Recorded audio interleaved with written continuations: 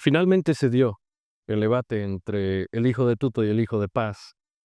Han chocado argumentos del nivel filosófico que nunca antes habíamos podido presenciar en Bolivia. Creo que este debate ha sido clave para entender las posturas de cada candidato. Si bien uno ha brillado por su fiereza y su forma de hablar tan fuerte, y el otro ha brillado por su resiliencia y su capacidad de aguantar golpes, pues podemos admitir, y estamos de hecho admitiéndolo, que este debate ha sido, bueno, una excusa para reírse un buen momento de los candidatos a la presidencia y sus representantes. Pero con esto quiero dar la bienvenida a un volumen 2 de Políticamente Incorrectos con la persona a la que yo considero una mentora, la que me introdujo a la batalla cultural y con quien tengo el placer de poder hacer esta reacción del debate vicepresidencial en persona y no virtualmente. Debbie, ¿cómo estás? Gracias, Jorgito. Sí, aquí estamos súper felices de reírnos un poco, de pasar un buen momento y demostrar a la gente, sobre todo, qué es lo que vimos, ¿no? De estas dos personas. Que aunque hubo cosas graciosas, hubo temas rescatables, de cierta manera, ¿no? ¿Cómo lo ves generalmente o de forma panorámica los 4 bloques del debate? Fue interesante, o sea, me encantó que pudieran hablar de cada punto, aunque en cierta manera en algunos momentos agarraban y se desviaban un poco. Sobre todo Lara, que ha sido muy característico de él desviar los temas eh, por ser tan emocional, ¿no? Entonces siempre desviaba los temas a lo que a él le convenía en ese aspecto, ¿no?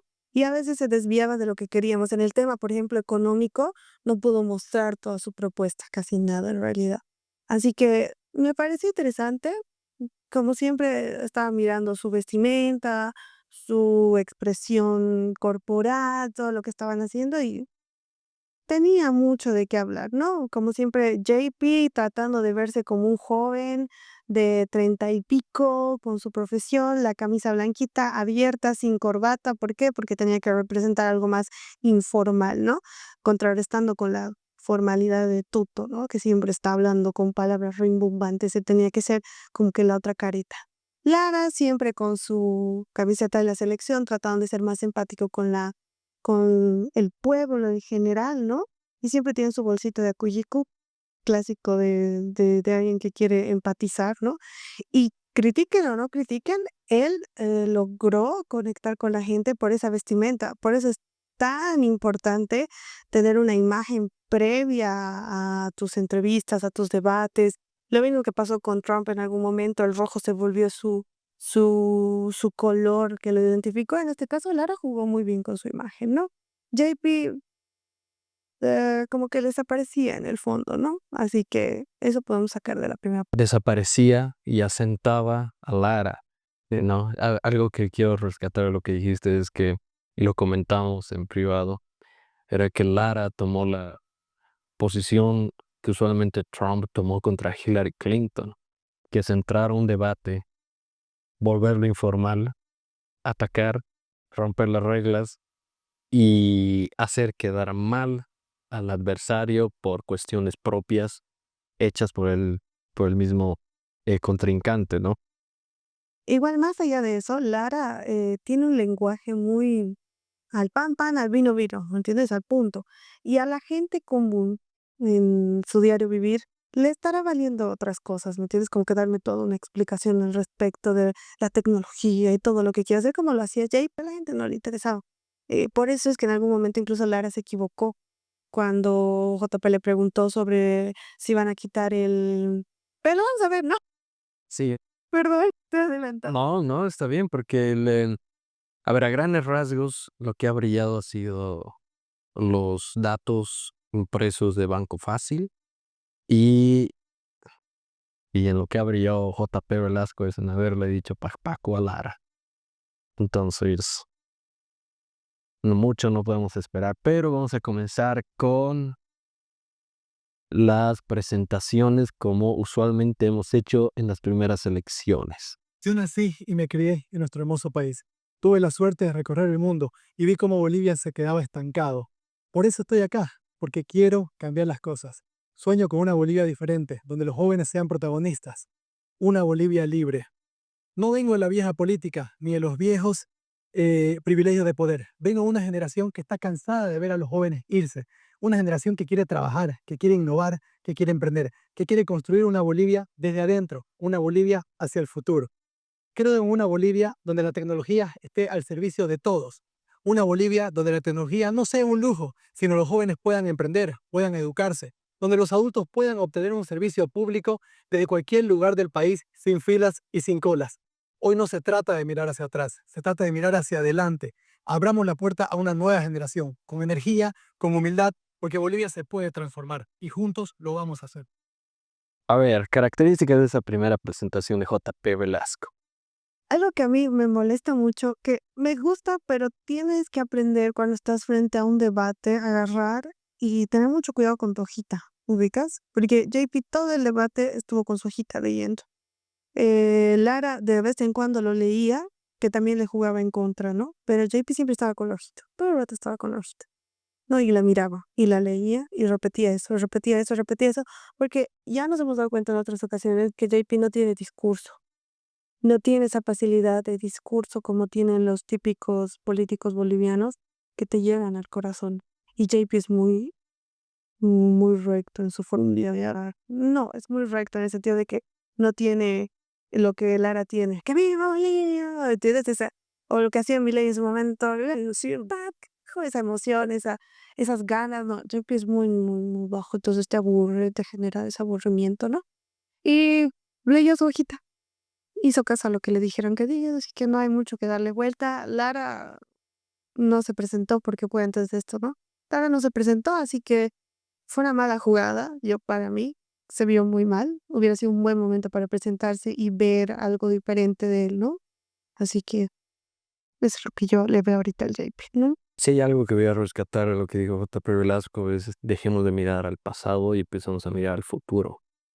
Pero eso, por lo menos para mí, suena como un intento de autojustificar todas las cosas que han salido a la luz, en especial en estos últimos 3 meses.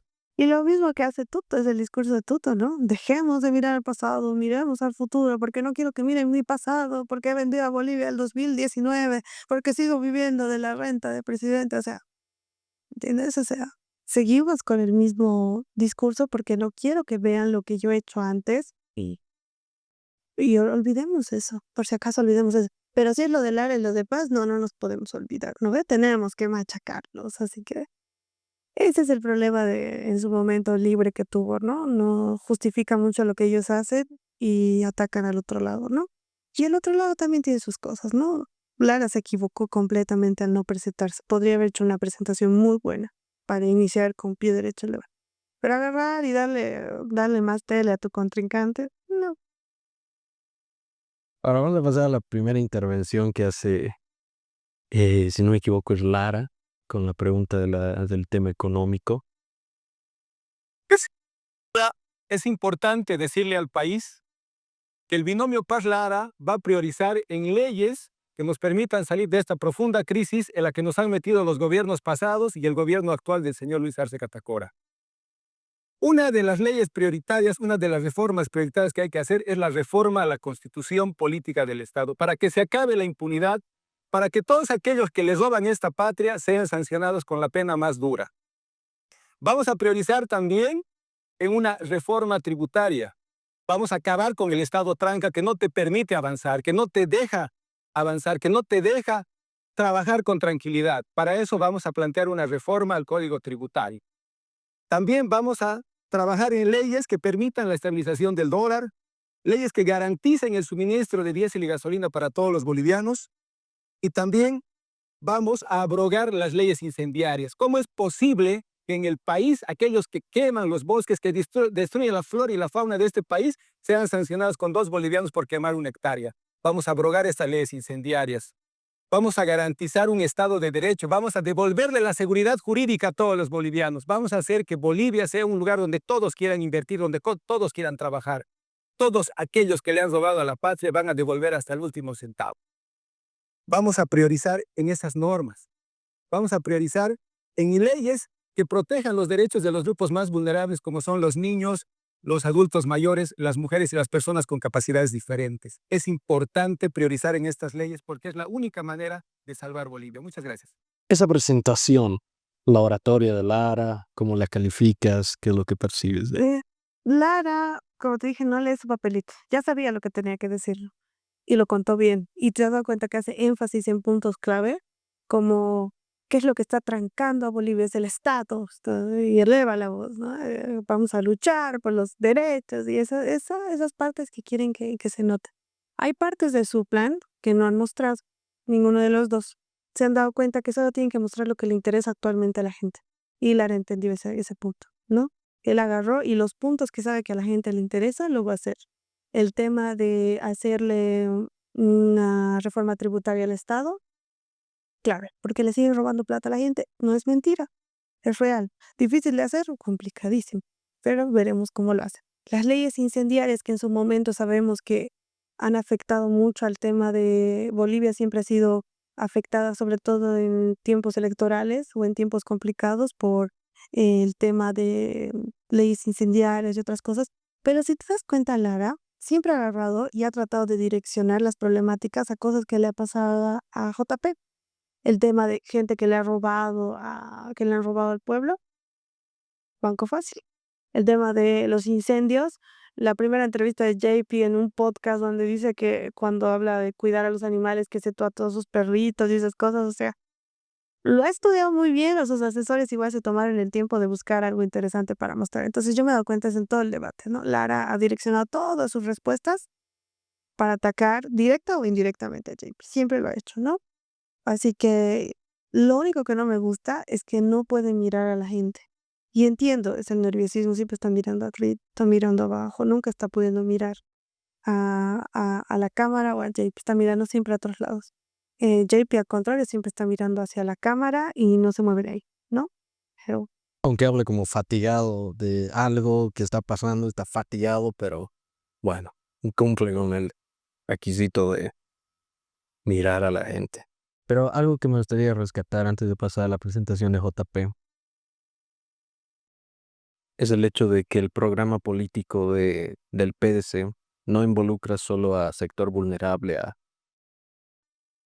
mujeres embarazadas, niños y ancianos, no tiene población LGTB. sino que también tenemos a la población LGBT.www.com para financiarles proyectos de ideología de género. Entonces, esa es una cuestión que el PDC no, supongo que lo habrá hecho por actualizados, porque tampoco, Igual tiene una ley, tema de género, por ejemplo, el sueldo para las amas de casa claro, y el tema de subirle el bono a los abuelitos, ¿no? Y otras cositas más, por ejemplo, Juancito Pinto en algún momento le en una entrevista habló que 200 bolivianos no te sirven para nada, ¿ya? Que si lo ves desde un punto de vista económico no es viable, ¿no? Lo mejor que nadie sabe es que no es real, no puede pasar, vamos a seguir con la misma inflación. Pero si lo ves desde un punto de vista social, a la gente le gusta y va a estar bien. Claro, la mamá, ¿por qué no va a estar feliz por ganar plata por limpiar a casa? O sea, a ese punto hay que llegar. Y algo que no han entendido la antigua derecha y la antigua política de derecha es que al final lo que tienes que hacer en una campaña política es venderte, ¿no? Y si tienes eso y lo puedes mejorar en tu discurso, en pleno debate y todo eso, aunque no tenga sentido, lo vas a hacer porque la gente te va a creer. Entonces, yo subí una publicación a Instagram que se llama ¿Cómo evitar el love bombing de los políticos? Porque te llenan de amor, ¿no? Entonces, hay que checar eso, pero sí, tienen una política de género fuerte. PDC tiene una política de género muy fuerte, que es por cumplir agenda al final, sabemos, ¿no? bueno, Manfred es Manfred. Importante. Nosotros tenemos que generar 750.000 empleos en los próximos 5 años y sabemos cómo hacerlo. La única forma que un país tiene la manera de generar sanamente empleos es desde el sector privado. Y para eso, ¿qué vamos a hacer? Ley de reactivación económica integral. Tenemos que eliminar las leyes que traben la inversión nacional. Tenemos que hacer leyes que den seguridad jurídica, leyes que impulsen a la banca. La banca necesita volver a prestar. Necesitamos que la economía se mueva. Necesitamos crecer un 2% promedio el Producto Interno Bruto por los próximos 5 años. También vamos a tener nueva ley de hidrocarburos. Necesitamos volver a tener reservas. Necesitamos volver a exportar. Necesitamos volver la exploración y la única forma de que haya una exploración es con inversión extranjera.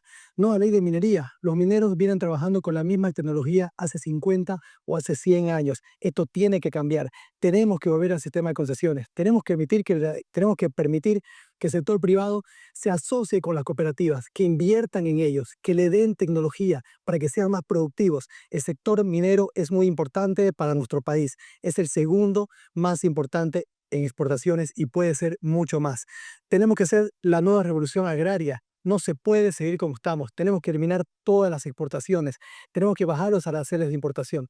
Tenemos que tener biotecnología específica para el suelo. No nos olvidemos que el agro puede traer divisas en el corto plazo. No nos olvidemos que el agro genera empleos. No nos olvidemos que el agro alimenta a Bolivia. Tenemos que triplicar las exportaciones del agro en los próximos 5 años, como dice la CAO. Autorización para el plan de salvataje económico. Sin dólares no vamos a salir de la crisis sin sufrir. Necesitamos 4.000 millones de dólares en los primeros 90 días. Y por último, ley contra incendios forestales. Tipificaremos como delito grave a los avasalladores y a los que quemen nuestra biodiversidad. Está tratando de justificar el préstamo del FMI que quieren hacerlo, ¿no? O sea, de alguna forma quiere justificarlo, pero ya perdió muchos escritos por el tema de que quiere fortalecer solamente el sector privado, ¿no? Que el que no entienda que es en general la población boliviana en general, implica que solo las empresas privadas van a poder tener ciertos privilegios. Y si tú te fijas, el plan de Libre tiene un problema. Puede ser tema capitalismo, como algunos de derecha están diciendo, son de derecha porque tienen un plan capitalista. Esto y el otro, lo que no están entendiendo es que el capitalismo con favoritismo igual se convierte en socialismo. Porque lo que haces es favorecer, el Estado favorece a ciertas empresas Claro, un y monopolio. terminas generando lo mismo, ¿me entiendes? Y el plan de Libre es eso, ¿me entiendes? El plan de Libre es cierto favoritismo con ciertas empresas que en su momento ya se vio, con Tuto, por ejemplo. Eh, Darles recordar un poquito ciertas cosas y tratar de justificar el préstamo que lo van a pagar mis hijos. O sea, no.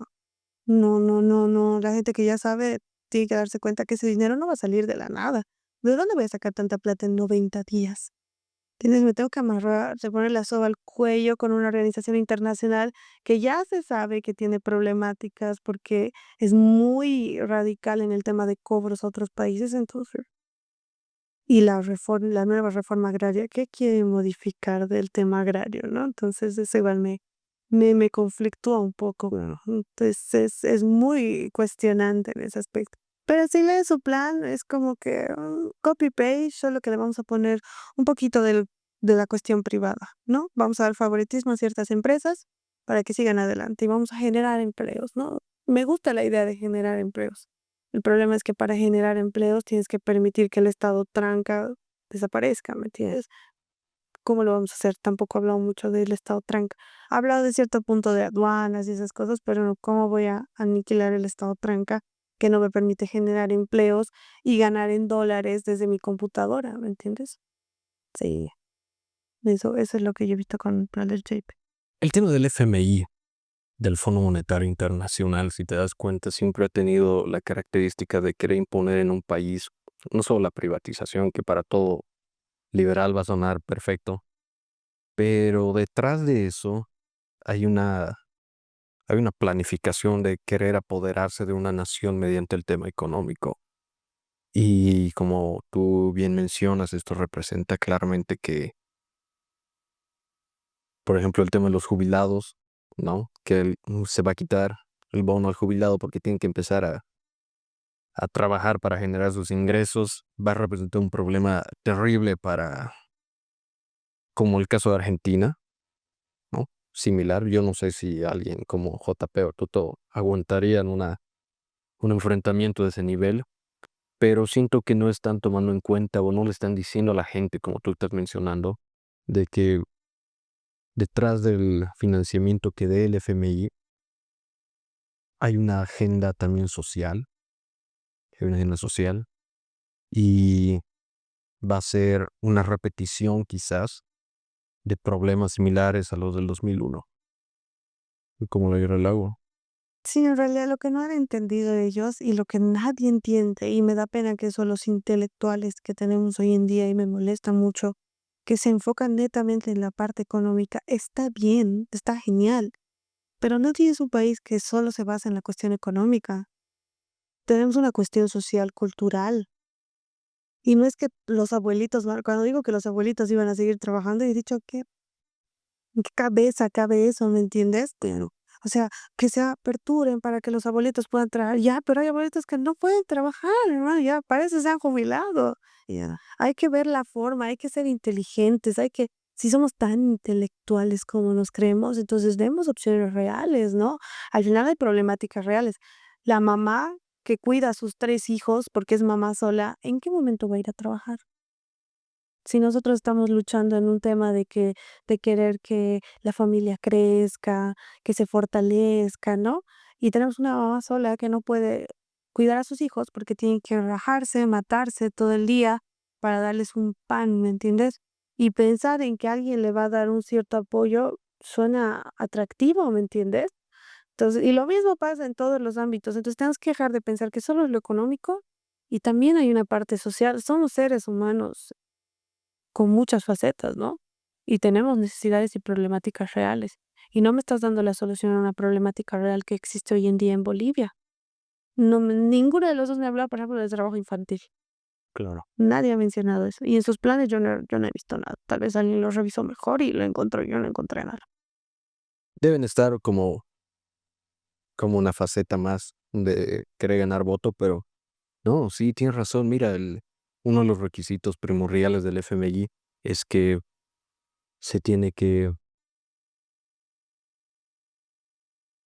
en el tema de los jubilados, por ejemplo, se tiene que aumentar la edad para jubilarse o se tiene que reducir gradualmente la cantidad que reciben los jubilados. Entonces yo no creo que tú te apueste a que se jubilen en edades que ya son incluso inaguantables o recibir menos. Y creo que el planteamiento que nos están queriendo meter colateralmente es que va a volar el bono de los jubilados para empezar a hacer trabajar a los ancianos de la nación. Ya en otros países ha pasado y ha terminado muy mal. Y eso está relacionado con el tema de gobernabilidad más adelante, que en su momento te lo dije.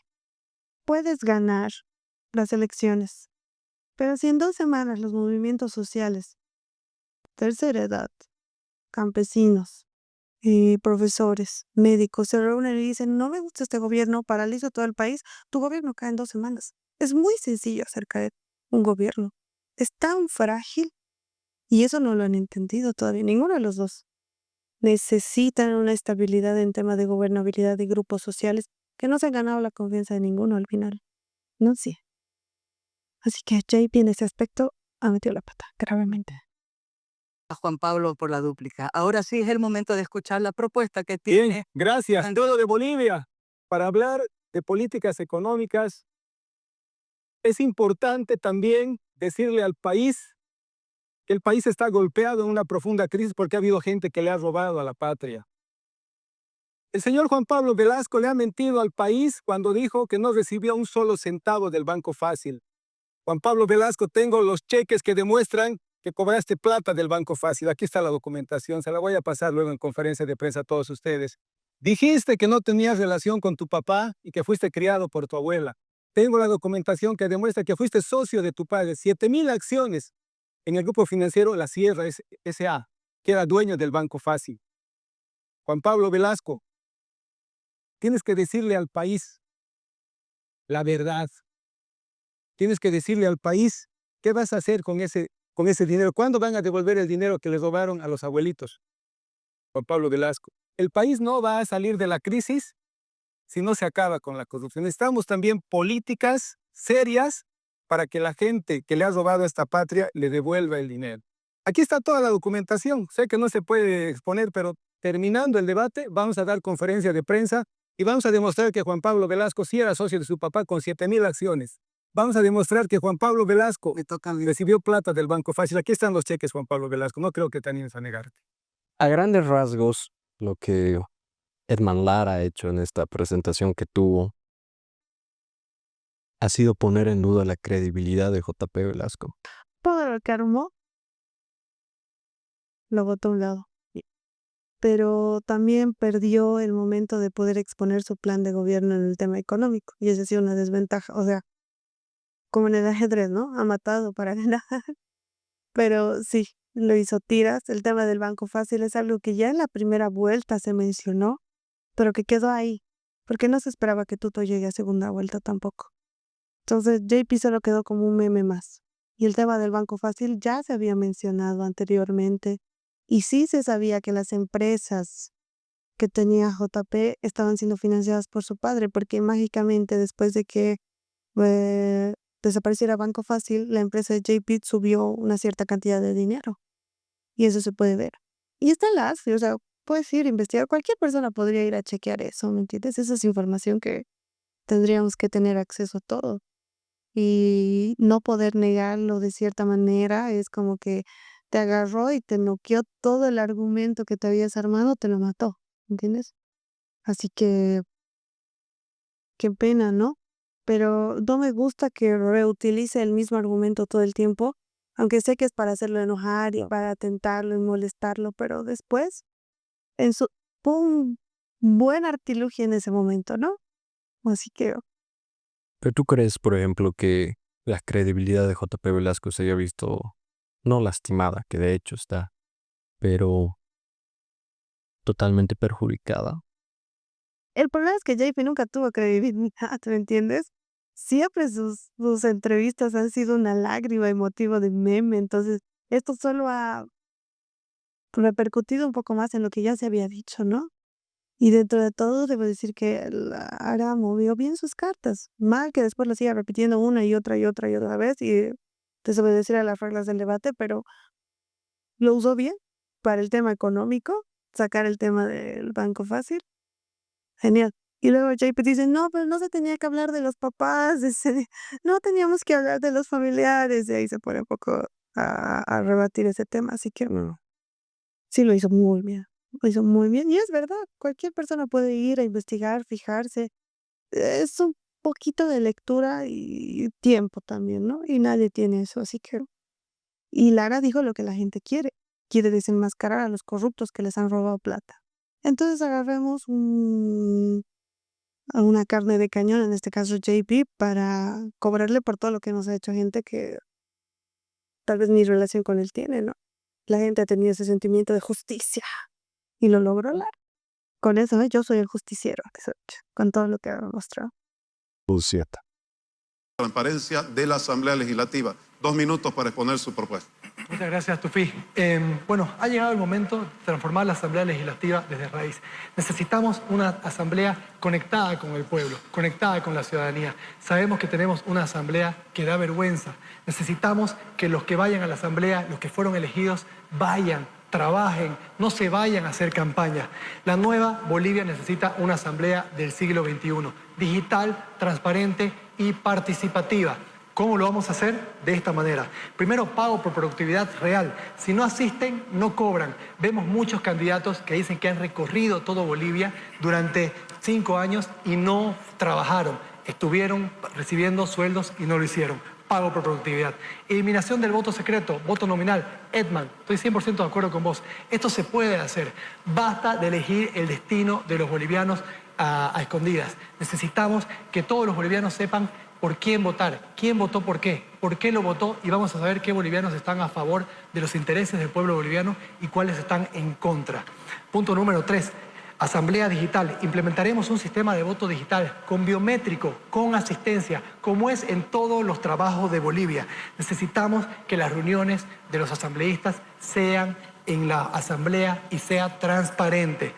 Este punto me gusta mucho. Ranking legislativo público. Cada mes se publicará un informe de desempeño de cada asambleísta, donde habrá un ranking con indicadores de asistencia, de propuestas, de leyes impulsadas, abrogadas, derogadas.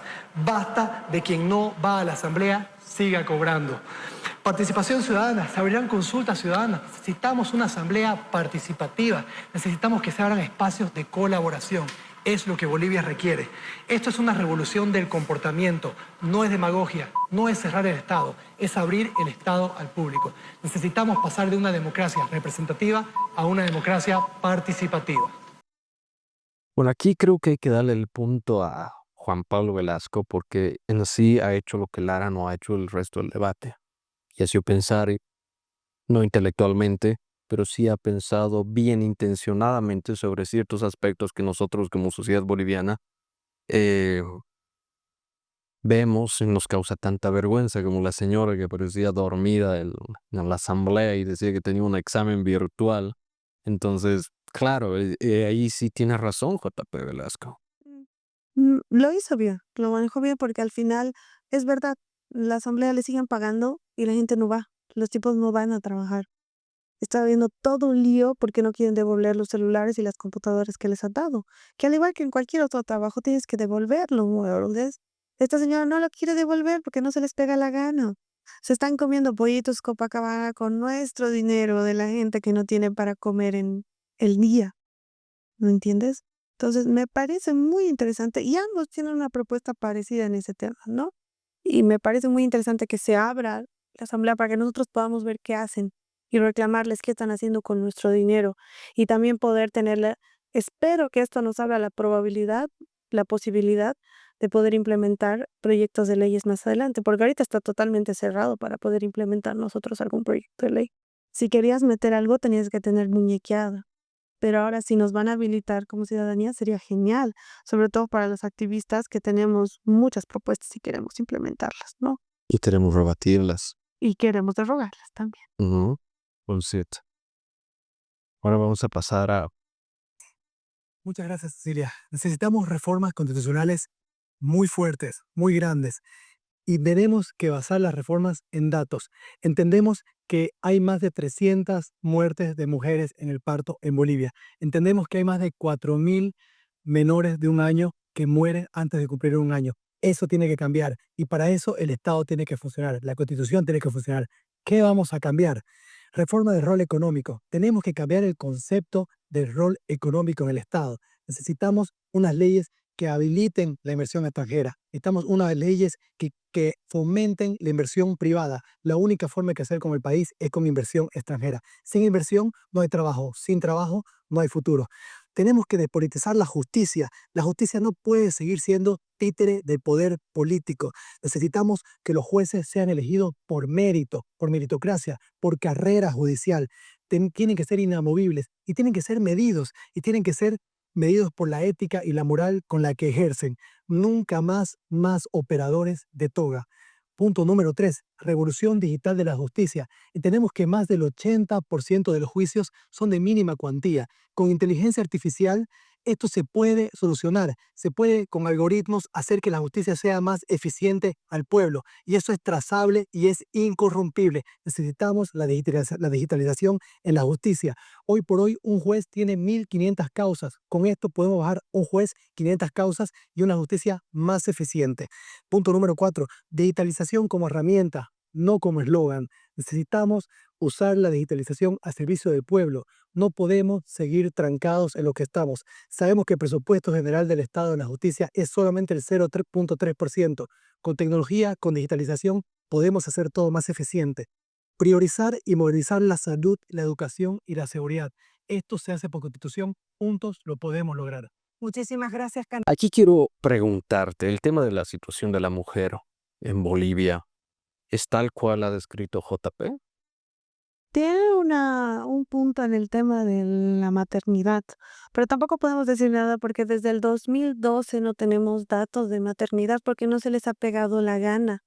Y en el nuevo censo que hemos tenido no hay un apartado acerca de eso. Así que datos actuales sobre la maternidad desde el 2012 no tenemos.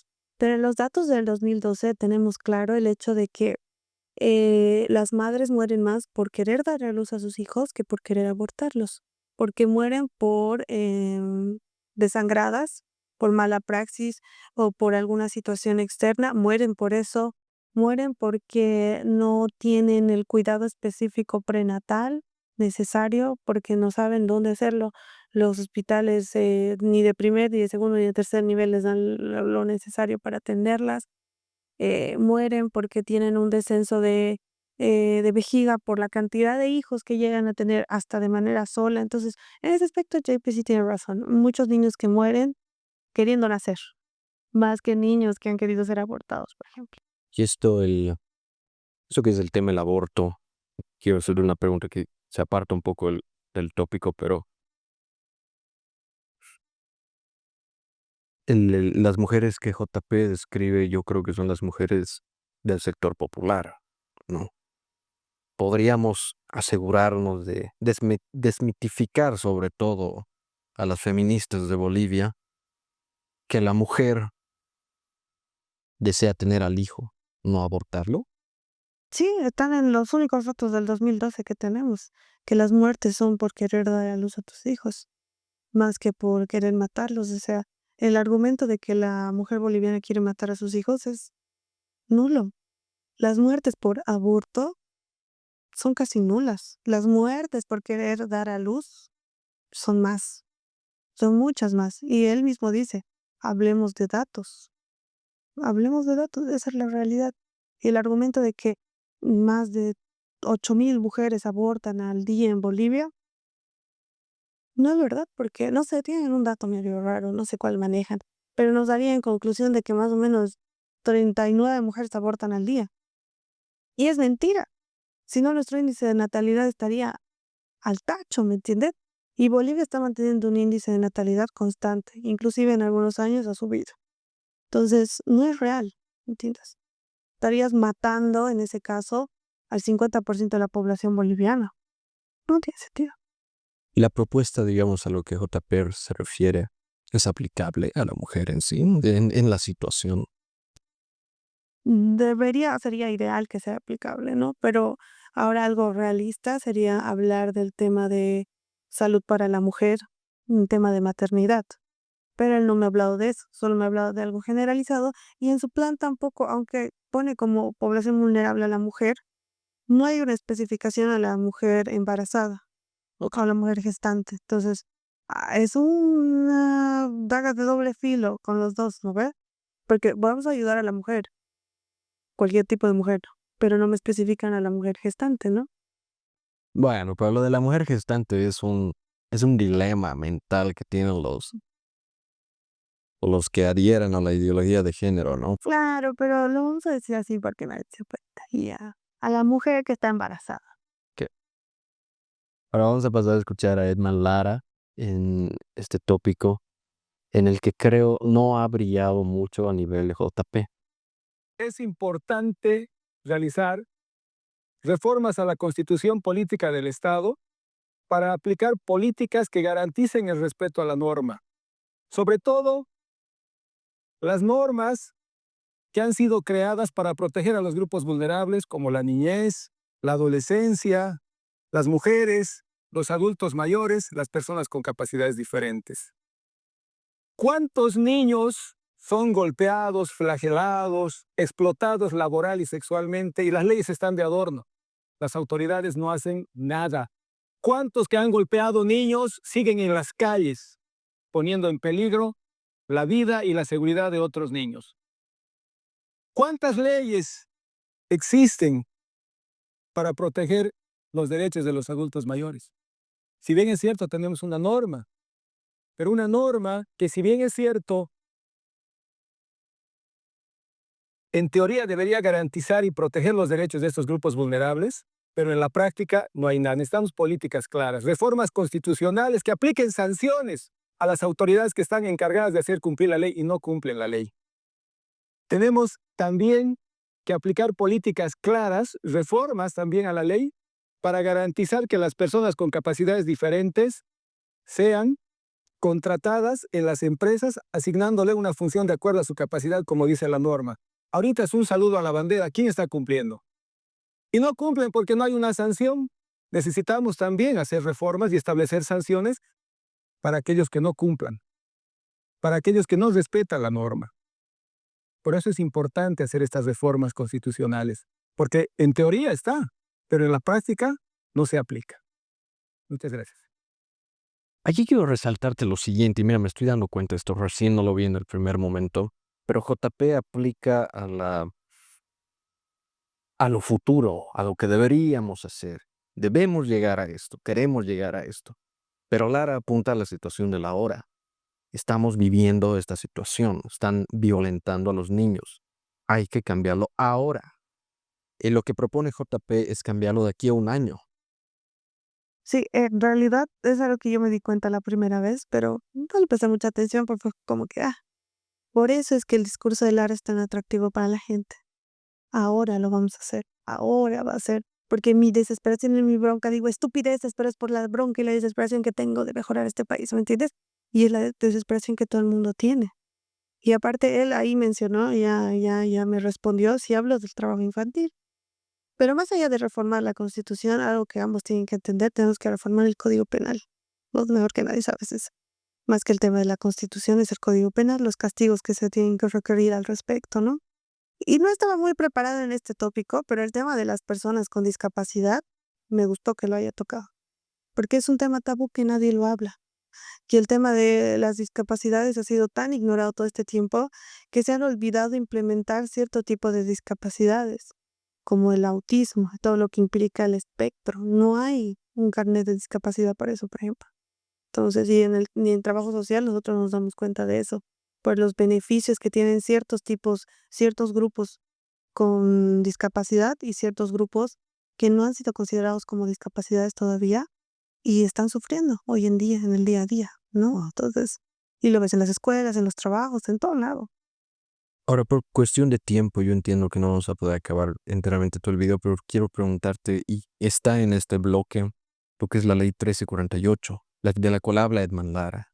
Sí, me gustó que le haya preguntado qué va a pasar con los hombres que son afectados por la ley. Y es real, la ley 348 afecta de manera directa a los hombres y de una manera muy violenta también. Y JP da toda una vuelta, lo mismo que hace Tuto en sus entrevistas, nunca van al punto, siempre te dan la vuelta y te marean la perdiz. Y les termina diciendo que vamos a terminar protegiendo a la mujer, ¿entiendes? Pero me pareció interesante que lo mencionara Lara en su momento, ¿no? Y es algo que todos deberíamos cuestionarnos. ¿Por qué lo hizo? ¿Qué quería lograr con eso? ¿Quería generar adeptos de cierta manera o de verdad le interesa el tema de la 348? En ese caso, su plan de gobierno estaría contradictorio porque tiene un plan de gobierno a favor de la mujer, muy radical a favor de la mujer, ¿no? Los dos tienen políticas de género, así que en ese aspecto me parece muy interesante. ¿Por qué lo hizo? ¿Quiere contradecir algo? ¿Sabe algo? ¿Se está juntando con qué tipo de personas se está juntando, no? Porque los de su agrupación de Nuevas Ideas con Libertad tienen una tendencia conservadora, aunque no quieras, no todos, pero tienen una tendencia, entonces tiene cierta influencia en ese aspecto él. Pero es que Real Occidente, y esto lo vamos a afirmar de una vez, es más conservadora que el conservador mismo boliviano. Entonces, ahí sí te tengo que dar la razón, pero también quiero preguntarte para la persona que quizás diga, pero ¿cómo vamos a ir en contra de una ley que protege a la mujer y decir que sataniza al hombre? ¿Por qué pensarlo así? Porque en realidad y en algún momento, en algunos libros, en algunos lives, igual hablamos de este tema, la ley 348 no protege ni a la mujer, solo tienes que leerlo un poco, porque al final ves que la que tiene la custodia de los hijos es la madre, ¿no ves? Pero gracias a la 348, eh, si ella no logra cuidar bien a sus hijos, se los van a quitar. Le obligan a trabajar a la madre y le obligan a cuidar a sus hijos y no le dan ningún apoyo al respecto. Y eso lo puedes ver. Y la satanización del hombre, porque el hombre no puede acercarse a sus hijos, ¿no? Porque es alguien malo, que los trata mal, que les va a hacer daño. Y no es real. Lo único que hace es separar a la familia para no poder generar ese proceso natural que debe seguir la familia de ayudarse unos a otros y poder salir adelante. Porque ni un papá solo puede, ni una mamá solo puede. Pero entre los dos lo van a hacer espectacular. Entonces la 348 lo único que hace no ayuda a la mujer, sataniza al hombre y destruye familias. Ahora tú, digamos que eres trabajadora social y entiendes, o bueno, estás en más contacto con las mujeres en sí. Em, ¿Cuál es la opinión que tienen al respecto de esta ley? La verdad es que no les beneficia en nada. Eliana, una amiga mía, casi pierde a sus hijos por esa ley. 4 hijos, tenía 4 años su bebé y tenía otro que daba de lactar y se la quitaron porque no era apta. dice, ¿no? Para cuidar a sus hijos. O sea, es todo un marollo, no sirve la 348 porque encima cuando es algo real, incluso cuando es algo real, ¿cuántos años te toma hacer un juicio? Claro. ¿Cuántos años están? ¿5? ¿10? ¿Cuánta plata tienes que meter? ¿Cuánto tienes que revictimizarte para poder salir en la tele y que te den algo de ayuda? Eso es lo que hace Mujeres de Fuego. Les revictimiza una y otra vez y alargan los juicios para que puedan salir en la tele y tener más vistas, ¿no? Claro. Pero en realidad nunca les ayudan en nada. Entonces, podemos afirmar, ambos sabemos que lo es, pero podemos afirmar para la persona que lo vea, es un negocio redondo a favor del feminismo global. Claro, porque si al final no ayudan a nadie, ¿a quién están ayudando con todo esto? ¿Quién se está beneficiando?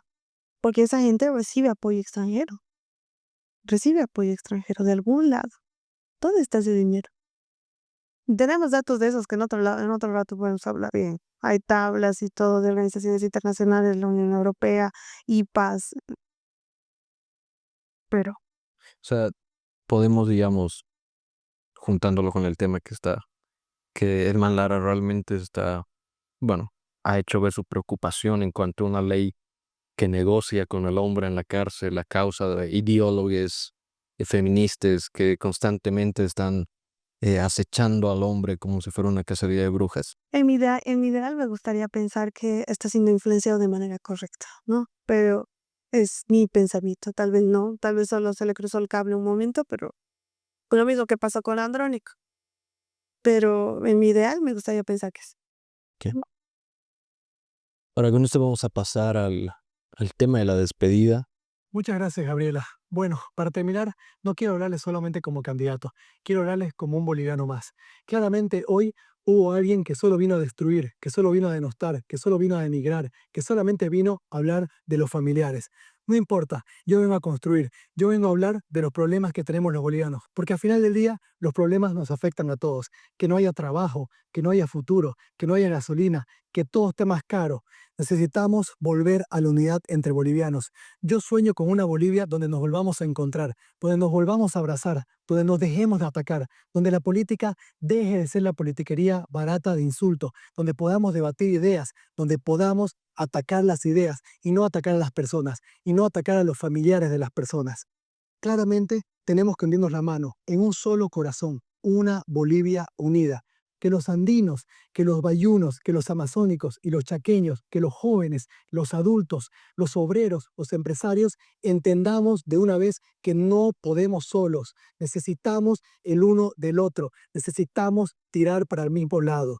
Nuestro interés no es el poder, nuestro interés es solucionar los problemas estructurales que tiene nuestro país, mejorar la educación, mejorar la salud, mejorar la justicia, mejorar la seguridad, que haya trabajo en Bolivia, que los bolivianos pensemos y volvamos a tener orgullo por la economía de nuestro país, por la riqueza hermosa de nuestro país.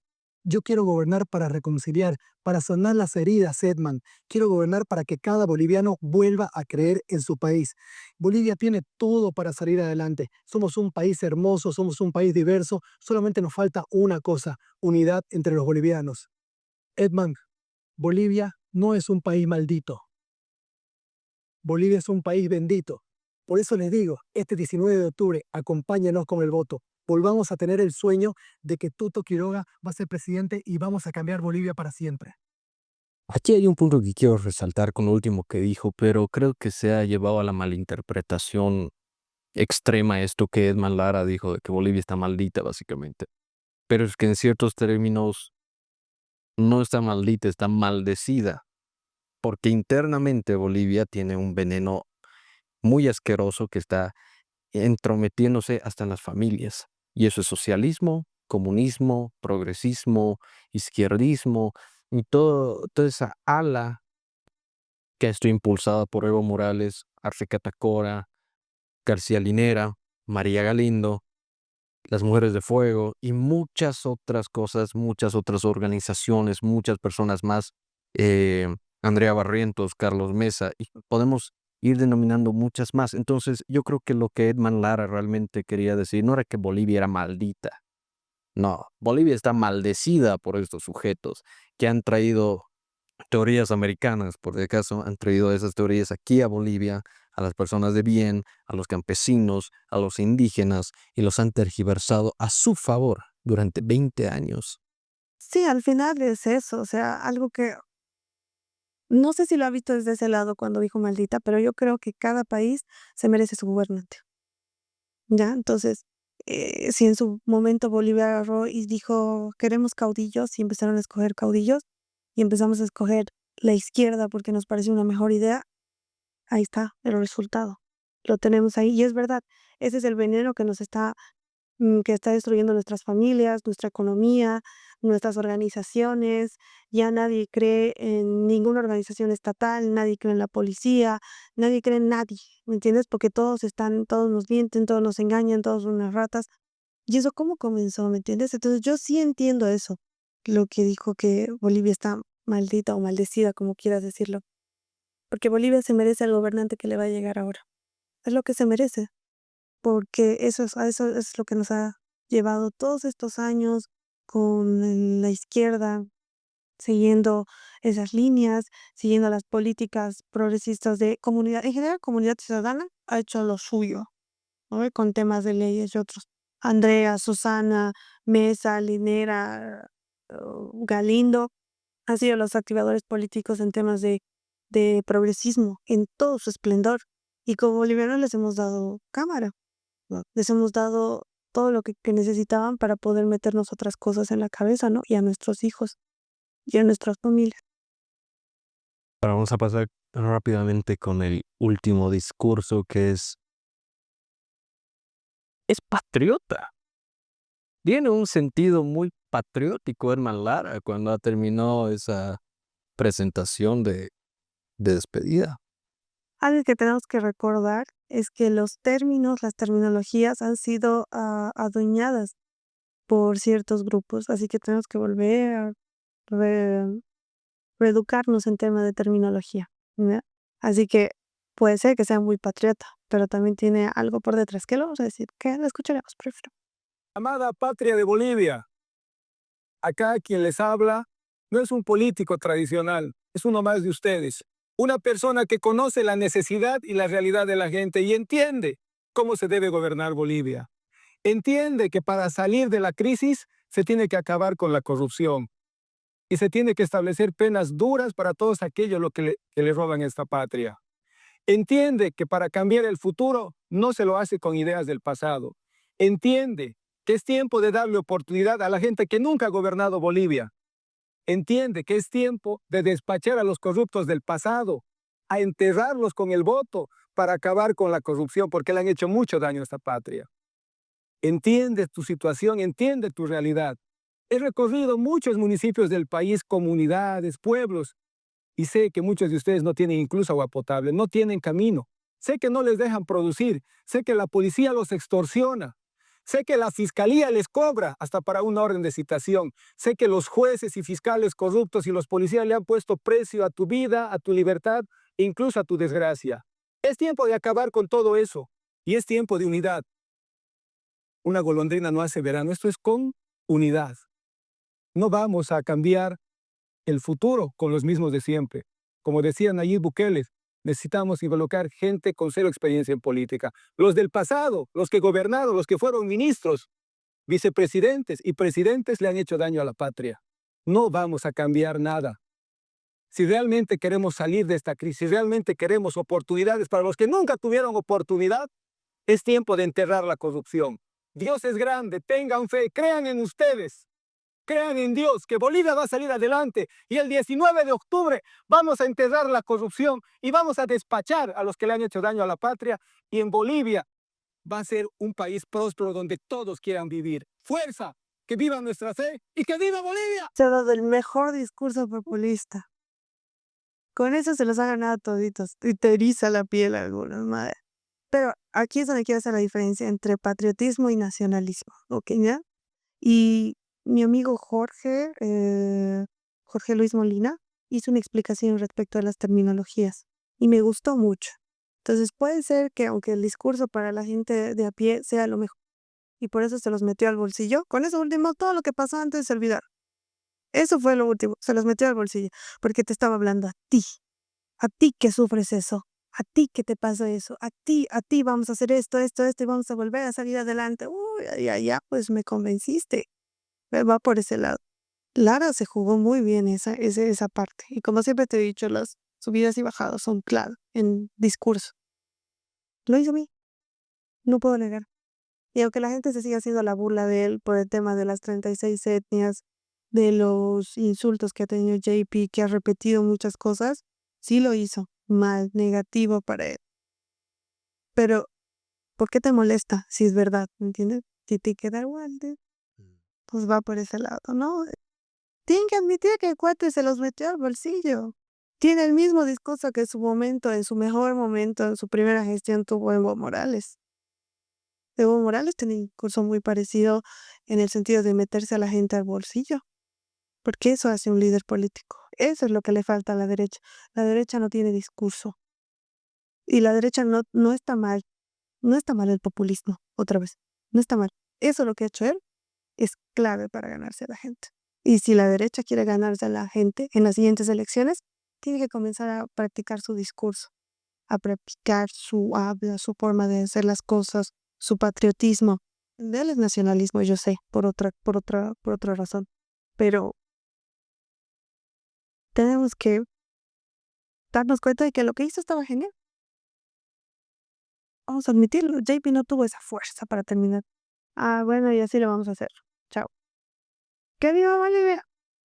Justo.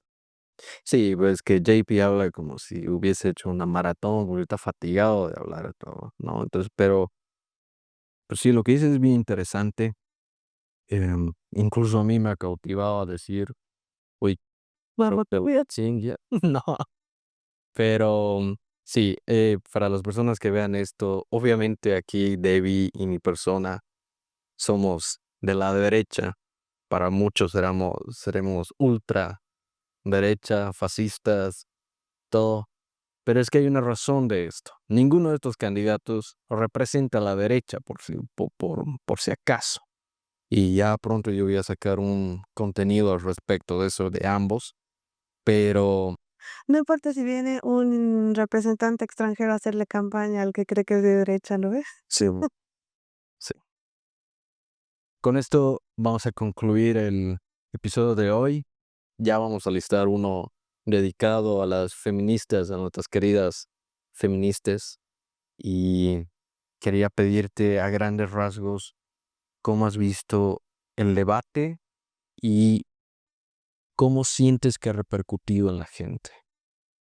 Nosotros siempre decimos que dato mata, ¿verdad? Pero aquí no ha habido dato. Entonces el relato nos ha aniquilado todo. Con toda la tristeza del corazón de los tutolovers, eh, Lara le ganó a JP por goleada, necesito. Lo siento, pero es verdad, le ganó porque la gente empatizó con él. Puede ser que JP haya tenido muy buen argumento en sus propuestas, pero no supo venderlos. Tienes que saber vender en política y si no sabes, aprende. Me gusta que, y los dos son cero en política, por si acaso, no ves, se supone. Y los dos son jóvenes, como dice JP, ¿no? De 30 y pico para arriba, los dos son jóvenes. Entonces, jugó bien sus cartas, lo hizo bien, se metió al bolsillo a la gente con la última parte de su discurso y se olvidaron de todo lo demás. JP no supo manejar su argumento de la mejor manera. Sí hubo partes muy graciosas, muy cómicas, que no nos dio tiempo, pero eso es lo que nos espera. Ese es el futuro de Bolivia, gente. Eso es lo que se merece Bolivia. Como dijo un periodista, por no abrir libros, hemos parido políticamente a estos dos personajes. Sí, es verdad, es verdad. Es lo que nos ganamos, lo que nos merecemos. Lo siento, qué triste, qué negativo de mi parte, que yo siempre soy positivo, pero es lo que el pueblo se merece. Gracias, Debbie. Te lo agradezco mucho por haber venido. Gracias a ti, Jefito. Muchas gracias, siempre es un placer.